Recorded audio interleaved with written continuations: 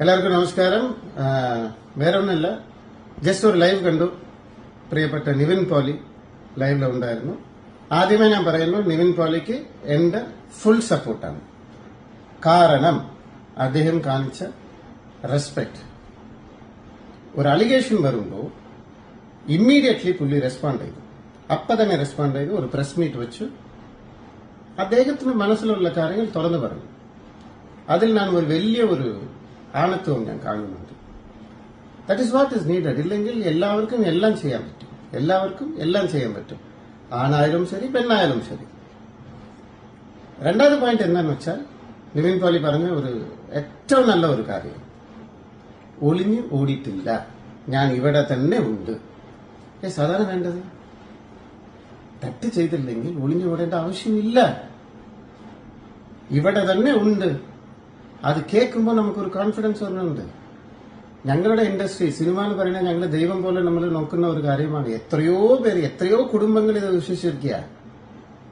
എത്രയോ കുടുംബങ്ങൾ. ഇങ്ങനെ ഒരു സ്റ്റാർ വന്ന് അത് പറയുമ്പോൾ ബഹുമാനം തോന്നുന്നുണ്ട്. മനസ്സുകൊണ്ട് ബഹുമാനം തോന്നുന്നുണ്ട്. ഇപ്പൊ ഇത് എല്ലാവർക്കും വേണ്ടി മൂന്നാമത് വളരെ വളരെ ഇമ്പോർട്ടന്റ് ആയിട്ടുള്ള ഒരു പോയിന്റ് പറയാണ്. എല്ലാവരുടെ ശ്രദ്ധയ്ക്ക് ഇത് കേട്ടേ പറ്റും.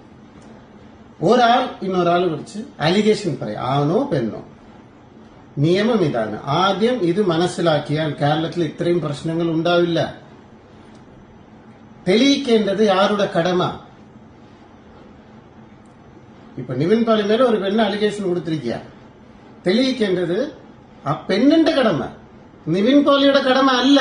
ഫസ്റ്റ് അത് മനസ്സിലാക്കുക. കംപ്ലൈന്റ് കൊടുത്തവരാണ് തെളിയിക്കണം. അല്ലാണ്ട് കംപ്ലൈന്റ് കൊടുത്താൽ അതിന്റെ അലിഗേഷൻസ് നിയമപരമായിട്ട് അവർ ഫേസ് ചെയ്യണം. അപ്പൊ നിവിൻ പോളി ഏത് അറ്റം വരെ പോകുമെന്ന് പറഞ്ഞിരിക്കുന്നു. അപ്പൊ ഈ പെണ്ണ് ഡെഫിനറ്റ്ലി അത് അനുഭവിക്കേണ്ടി വരും.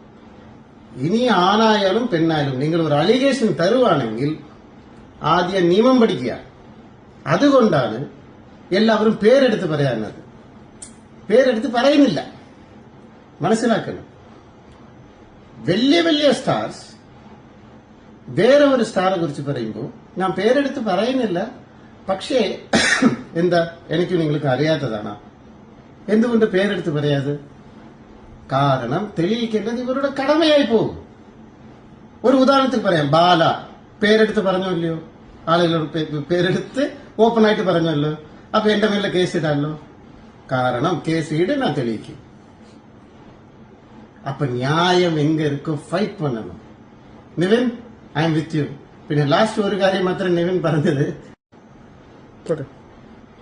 നിവിന്റെ കൂടെ ആരുമില്ലെന്ന്. അങ്ങനൊക്കെ പറയില്ല കേട്ടോ. എല്ലാവരും ഉണ്ട്. ഞാൻ ഉണ്ട്. നിന്റെ കൂടെ ഞങ്ങൾ എല്ലാവരും ഉണ്ട്. ഡെഫിനറ്റ്ലി ഞങ്ങൾ എല്ലാവരും ഉണ്ട്. ന്യായത്തോടെ ഉണ്ട്, നിവിനോടെ ഉണ്ട്. കേട്ടോ. All the best. നമുക്ക് നോക്കാം.